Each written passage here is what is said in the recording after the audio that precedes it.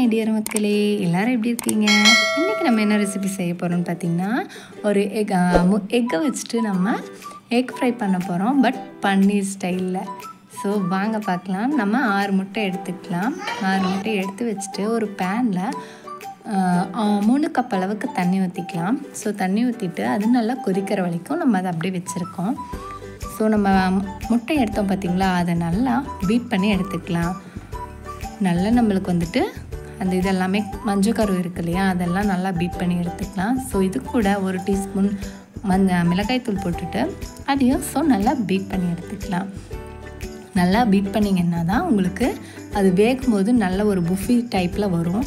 So அதுக்காக தான் சொல்கிறேன், நல்லா பீட் பண்ணி எடுத்துக்கணும். ஸோ பீட் பண்ணி இந்த மாதிரி வச்சுக்கோங்க. நம்ம சுடுதண்ணி வச்சுருந்தோம் பார்த்திங்களா ஒரு பேனில், அதுக்கு மேலே ஒரு சின்ன ஒரு பிளேட் வச்சுட்டு அதில் உங்களுக்கு தேவையான அளவுக்கு ஆயில் அப்ளை பண்ணிக்கோங்க. எந்த மாதிரி கப் வச்சுருக்கீங்களோ அந்த இதில் வந்துட்டு ஆயில் அப்ளை பண்ணிக்கோங்க. நான் இந்த மாதிரி பிளேட்டில் வச்சுருக்கேன். ஸோ இது ஃபுல்லாக நான் ஆயில் அப்ளை பண்ணி வச்சுட்டு எக் வச்சுருந்தேன் பார்த்திங்களா, அந்த எக்கை நம்ம இந்த பேனில் இந்த பிளேட்டில் சேர்த்திக்கிறேன். ஸோ இந்த மாதிரி சேர்த்திட்டு ஒரு 10 மினிட்ஸ் விட்டு நம்ம பார்க்கலாம். ஸோ ஏன்னா வெந்து வரும், வெளியே வருமானு எனக்கு தெரியல. ஃபர்ஸ்ட் டைம் ட்ரை பண்ணுறேன். ஸோ நான் அந்த இப்படி பார்க்குறேன். ஃபர்ஸ்ட் டைம் நல்லா புஃபி டைப்பில் வந்துருச்சு. ஸோ வெளியெல்லாம் வரல, அதனால் ப்ராப்ளம் இல்லை எங்களுக்கு. இப்போது இந்த மாதிரி வரணும், இன்னும் இது வேகணும். ஸோ பாருங்கள், பஞ்சு மாதிரி இருக்குது பார்க்கவே. எங்களுக்கு சூப்பராக வெந்து வந்துருச்சு. நீங்களும் ட்ரை பண்ணி பாருங்கள் ஃப்ரெண்ட்ஸ். ஸோ இன்னும் கொஞ்சம் கூட வேகட்டும். ஸோ நம்ம மூடி போட்டுடலாம். இங்கே பாருங்கள் ஃப்ரெண்ட்ஸ், தெரியுதா உங்களுக்கு? இந்த மாதிரி நல்லா புஃப்னு வரணும், இன்னும் கொஞ்சம் கூட வரணும். ஸோ இன்னும் கொஞ்சம் நல்லா வெந்து வரட்டும், ஏன்னா அப்போ தான் நம்ம பீசஸ் போடுறதுக்கு கரெக்டாக இருக்கும். ஸோ திரும்பி கொஞ்சம் நேரம் மூடி வைப்போம். ஒரு 10 to 15 மினிட்ஸ் ஆகும் இது ஆகிறதுக்கு. ஸோ இங்கே பாருங்கள், இந்த மாதிரி நல்லா புஃபி டைப்பில் ஃபுல்லாக வெந்து வந்ததுக்கப்புறம் நம்ம என்ன பண்ணலாம் அப்படின்னா, இதை வெளியே எடுத்துடலாம். ஸோ இது வெளியே எடுத்துட்டு நம்ம குட்டி குட்டி பீசஸாக கட் பண்ணி வைக்கணும். ஸோ ஆயில் தடவி இருக்கோம், எப்படி வருதுன்னு தெரியல, பார்க்கலாம்.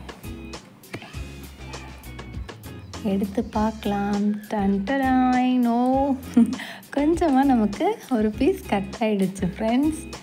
சரி, ஓகே, நம்ம இது என்ன பண்ணலான்னா குட்டி குட்டி பீசஸாக கட் பண்ணலாம். எங்களுக்கு வந்து குட்டி பீசஸாக வேணும்னு சொல்லிவிட்டு நாங்கள் குட்டி குட்டி பீசஸாக போட்டிருக்கோம். உங்களுக்கு எப்படி வேணுமோ, எந்த டைப்பில் வேணுமோ நீங்கள் அந்த மாதிரி கட் பண்ணிக்கலாம். இதை இந்த மாதிரி செஞ்சு கூட நீங்கள் வேறு புது டிஷ் கூட செய்யலாம். பட் நாங்கள் இதை வந்துட்டு ஒரு ஃப்ரை மாதிரி பண்ணி சப்பாத்திக்கு சாப்பிட்லான்னு சொல்லிட்டு தான் நாங்கள் வந்துட்டு இது இந்த மாதிரி கட் பண்ணி எடுத்துக்கோம். பன்னீர் ஷேப்பில் எடுத்துருக்கோம். ஸோ நீங்கள் இதை இந்த மாதிரியே வச்சு என்ன டிஷ் வேணால் செய்யலாம். ஸோ இந்த மாதிரி கட் பண்ணி எடுத்ததுக்கப்புறம் நம்ம இதுக்கு ஃப்ரை பண்ணணும் இல்லையா? ஸோ அதுக்கான டிஷ் என்ன பண்ணலான்னு பார்க்கலாம் வாங்க. ஒரு பேன் எடுத்து வச்சுக்கலாம். இந்த பேன் நல்லா எண்ணெய் காஞ்சதும் கடுகு கடலைப்பருப்பும் போட்டுட்டு அது வெடிக்கிற வரைக்கும் கொஞ்சம் வெயிட் பண்ணுவோம். ஏன்னா கடுகும் கடலைப்பருப்பும் நல்லா வெடித்து வந்தால் தான் அடுத்த இதே நம்ம போட முடியும். ஸோ அதனால தான் கொஞ்சம் பொறுமையாக இருக்கணும்பாங்க. என்னடா இது வெடிக்க மாட்டேங்குது இப்போன்னு பார்த்து, ஓகே, வெடித்து வருது. சீக்கிரமாக தான் செய்யுங்களேன்ப்பா.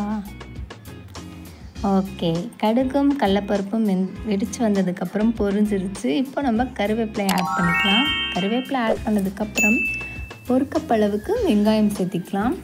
வெங்காயம் நல்ல பொன்னிறம் ஆகிற வரைக்கும் நம்ம டீப் ஃப்ரை பண்ணிக்கிட்டே இருக்கணும். ஸோ வெங்காயத்தில் தான் நமக்கு நிஜமாக டேஸ்ட் நிறைய கொடுக்கும்.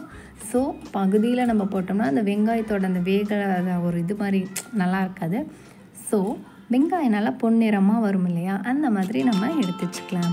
இந்த மாதிரி வந்ததும் 1 கப் அளவுக்கு தக்காளி சேர்த்துட்டு அதுவும் நல்லா வணக்கிட்டுக்கலாம். தக்காளி நல்லா வணங்கணும் அப்படின்னா நம்ம 1 டீஸ்பூன் உப்பு சேர்த்துட்டு நல்லா மிக்ஸ் பண்ணி விட்டுக்கலாம். நான் 2 டீஸ்பூன் உப்பு சேர்த்துருக்கேன். உங்களுக்கு தேவையான அளவு நீங்கள் உப்பு சேர்த்துக்கோங்க. ஸோ தக்காளி நல்லா வணங்கணும். ஸோ இது நல்லா வணங்குற வரைக்கும் கொஞ்சம் வெயிட் பண்ணணும்.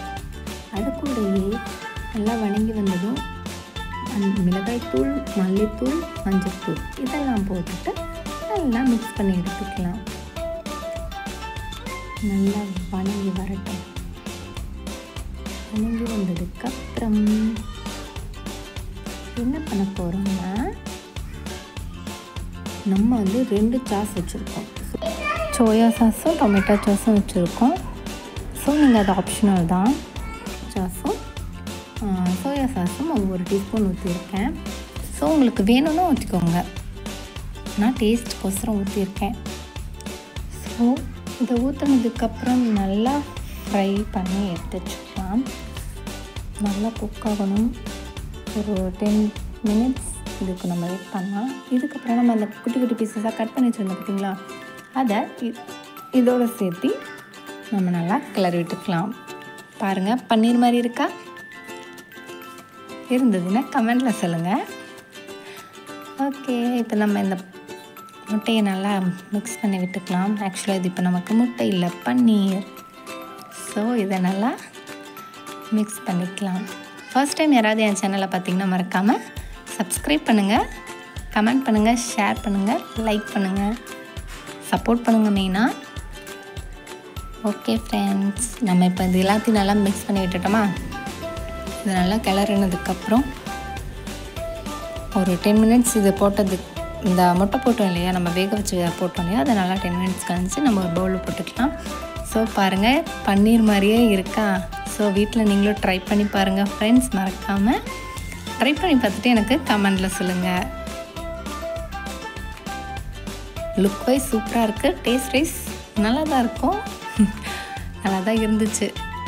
Thank you friends. மறக்காமல் நம்ம சேனலை லைக் பண்ணுங்கள், ஷேர் பண்ணுங்கள், கமெண்ட் பண்ணுங்கள், சப்ஸ்கிரைப் பண்ணுங்கள்.